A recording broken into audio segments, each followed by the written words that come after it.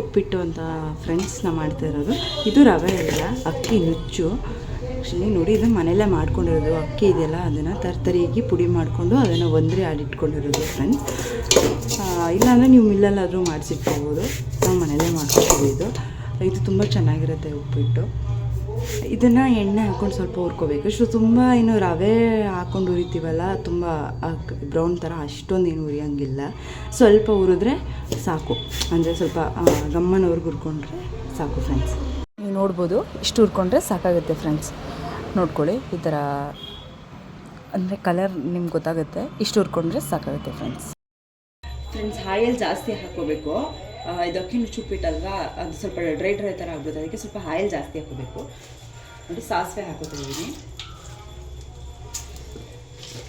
ಮತ್ತು ಕಡಲೆಬೇಳೆ ಉದ್ದಿನಬೇಳೆ ಸ್ವಲ್ಪ ಜಾಸ್ತಿ ಕೊಟ್ಕೋಬೇಕು, ಚೆನ್ನಾಗಿ ಬರುತ್ತೆ.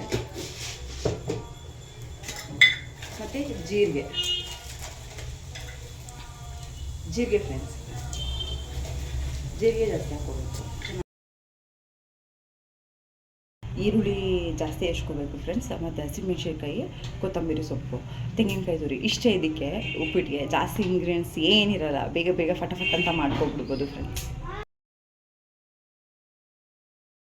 ಸಿಪ್ಪೆ ತೆಗೆದು ನೀಟಾಗಿ ಚಚ್ಚಿಟ್ಕೊಂಡಿದ್ದೀನಿ ಫ್ರೆಂಡ್ಸ್. ಇಲ್ಲಾಂದರೆ ನೀವು ತುರಿದ್ಬಿಟ್ಟು ಹಾಕೋಬೋದು ಫ್ರೆಂಡ್ಸ್. ಉಪ್ಪಿಟ್ಟಿಗೆ ಇಷ್ಟು ಹಾಕ್ಕೊಂಡ್ರೆ ಸಾಕಾಗುತ್ತೆ.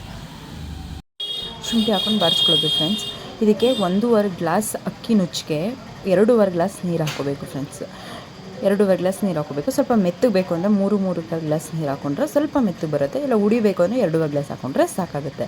ಮತ್ತು ಇದಕ್ಕೆ ಕೊತ್ತಂಬರಿ ಸೊಪ್ಪು, ತೆಂಗಿನಕಾಯಿ ತುರಿ, ಇದಿಷ್ಟು ಉಪ್ಪು, ನಿಮಗೆ ರುಚಿಗೆ ತಕ್ಕಷ್ಟು ಉಪ್ಪು, ಇದಿಷ್ಟು ಹಾಕ್ಕೊಂಡು ಸ್ವಲ್ಪ ಕುದಿಯೋಕ್ಕೆ ಬಿಡಬೇಕು.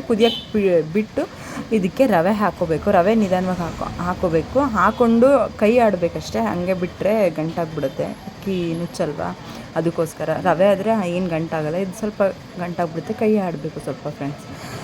ಈ ವಿಡಿಯೋ ಇಷ್ಟ ಆದಲ್ಲಿ ಸಬ್ಸ್ಕ್ರೈಬ್ ಮಾಡಿ, ಲೈಕ್ ಮಾಡಿ, ಶೇರ್ ಮಾಡಿ, ಕಮೆಂಟ್ ಮಾಡೋದು ಮರಿಬೇಡಿ ಫ್ರೆಂಡ್ಸ್. Thank you.